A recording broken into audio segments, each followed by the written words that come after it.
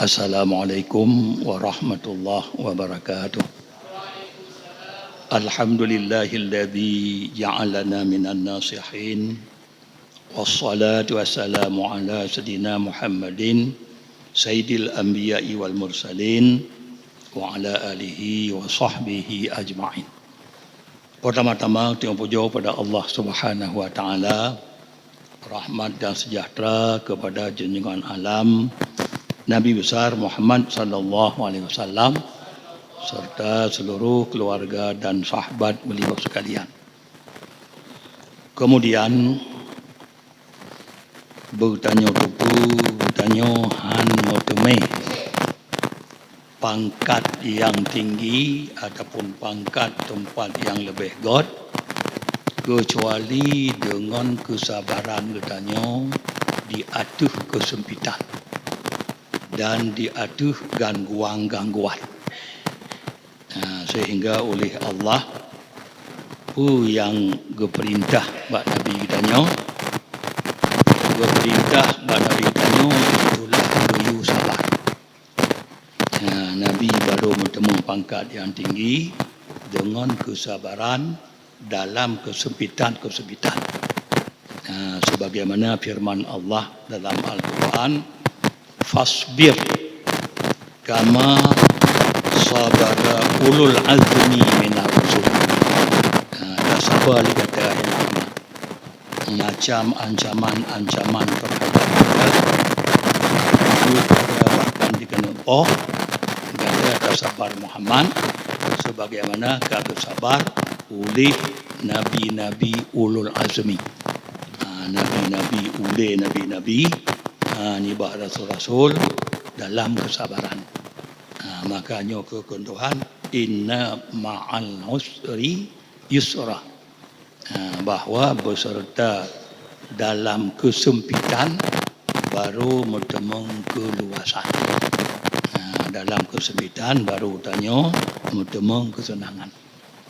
Pada Nabi tagalon bahkan orang tagalon kesempitan Gotanya dalam dunianya tak banding dengan orang akhirat cid hana mopat.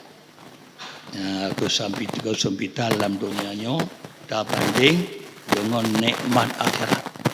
Ada kala tak banding dengan bala singa orang akhirat. Sehingga singa sebagaimana diriwayat oleh Anas nibak Nabi sallallahu alaihi wasallam, Nabi kekun tengah yu'da yaumul qiyamah bi an'umi ahlil ardi. Tengah kepada Nabi akan gebangkit tengah sidro urung ba urung kiamat gotnya dalam dunianya bi an'umi ahlil ardi, gotnya termasuk urung yang tabi dalam nikmat dalam bumanya, dalam nikmat tabi. Lalu tengah dah kalah pakai ban berat adub orang kiamat fayuqmasu finnari khamsah. Rupanya keputenom tu urutnya dalam neraka 3 putenom.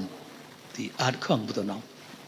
Fayukhraju lalu embang berdibit aswada muhtariqan. Hitam kulit angok. Yang 3 jam. Lalu gukun tengah oleh malaikat, hal marra bika na'im qatu idza kunta fiha, nakah bak masa dalam dunia rojih dalam nikmat dalam nikmat kah dalam dunia rojih padahal nikmat tabi je. Lalu pidun la ana lam azal sentiasa ulun dalam ini bala di dunia mundu khalaqani.